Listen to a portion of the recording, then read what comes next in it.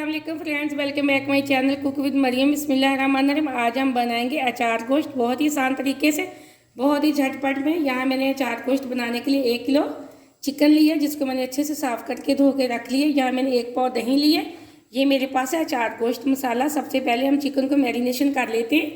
यहाँ जो मैंने 1 पाव दही ली है, इसके अंदर जो मेरे पास ये अचार गोश्त मसाला हम ये डाल देंगे। थोड़ा सा हम इसके अंदर रख लेंगे, जो हमने मिर्च के अंदर डालना है। ये इतना सा मैंने रख लिया है। इसको हम कर लेते हैं अच्छे से मिक्स।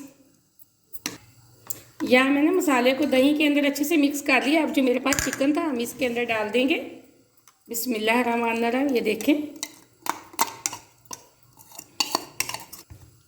यहाँ मैंने चिकन को अच्छे से मसाला लगा दिया। अब हम 15 मिनट के लिए इसको छोड़ देते हैं मैरिनेशन करके। अब हम कर लेते हैं मसाला तैयार।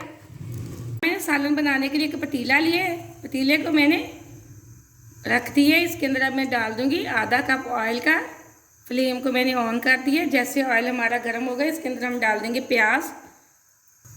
ऑयल हमारा तकरीबन थोड़ा सा गर्म हो चुका। अब हम इसके अंदर डाल देते हैं प्याज।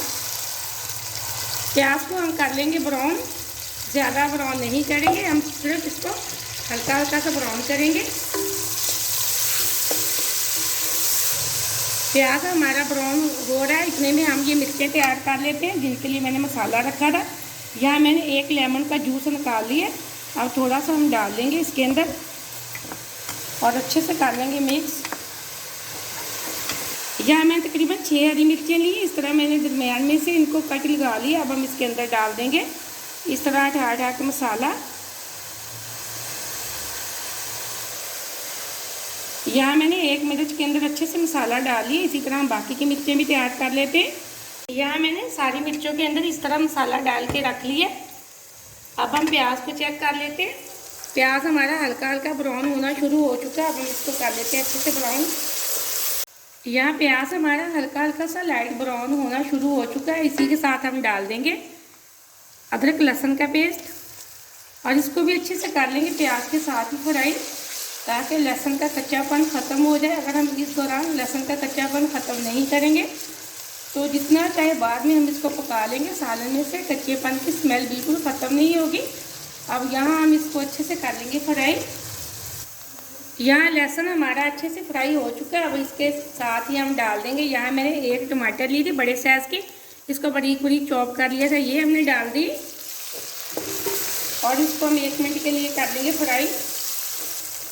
यहाँ मैंने 2 मिनट अच्छे से फ्राई कर दिए टमाटर को। अब यहाँ चिकन को मैरिनेशन किए हुए 20 मिनट हो चुके हैं।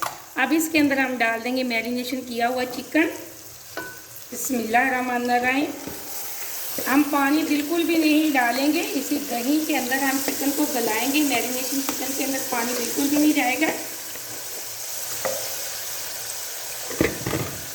अब हम इसको कर लेंगे अच्छे से मिक्स।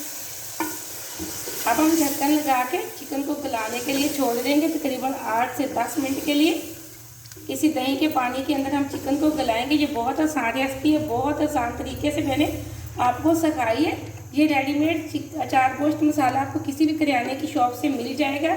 बहुत इजी है, ये बहुत आसान रेसिपी। आप इस रेसिपी को ज़रूर ट्राई करें। वीडियो को पूरा देखना, लाइक भी करें। इसी तरह अगर आप चैनल पर नए हैं तो मेरे चैनल को ज़रूर सब्सक्राइब करना। ये आपकी तरफ से प्यार है, मुझे खुशी होती है कि मैंने आपको कोई अच्छी चीज़ सिखाई। अब हम ढक्कन लगा के तकरीबन 10 मिनट के लिए छोड़ देते हैं। यहाँ मैं सालन को 10 मिनट के लिए दम पे छोड़ा था। अब ये देखें माशाल्लाह काफ़ी हद तक हमारा चिकन अच्छे से गल चुका है। अब जो मैंने मसाले की हरी मिर्चें भर के रखी थी, अब हम वो डाल देंगे इस तरह। मज़ीद हम इसको 4 से 5 मिनट फिर दम लगा देंगे। मैंने सारी मिर्चें डाल दी हैं। अब हम इसको मज़ीद दम पे रखेंगे 4 से 5 मिनट के लिए। यहाँ 4 से 5 मिनट के लिए मैंने मज़ीद सालन को दम पे रखा था। अब हम चेक कर लेते हैं। ये देखें माशाल्लाह एकदम से हमारी हरी मिर्चें भी अच्छे से गल चुकी हैं। हमारा चिकन बिल्कुल डन हो चुका है। अब हम इसकी कर लेते हैं अच्छे से भुनाई। मैंने तकरीबन 5 से 6 मिनट अच्छे से भुनाई कर ली। ये देखें ऑयल हमारा बिल्कुल मसाले से अलग हो चुका है।